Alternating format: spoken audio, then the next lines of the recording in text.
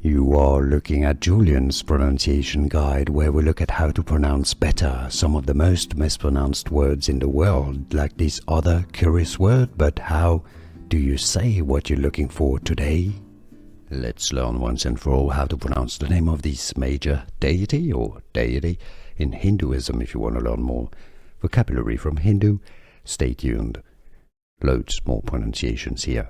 Local pronunciation in India is as Krishna, Krishna, with a clear A sound and a sound, Krishna. While in English it's often pronounced as Krishna, Krishna, Krishna is how it's said in English, but that's not entirely correct. Krishna. Is that good enough for you? Let me know in the comments. Did you get it? Let me know.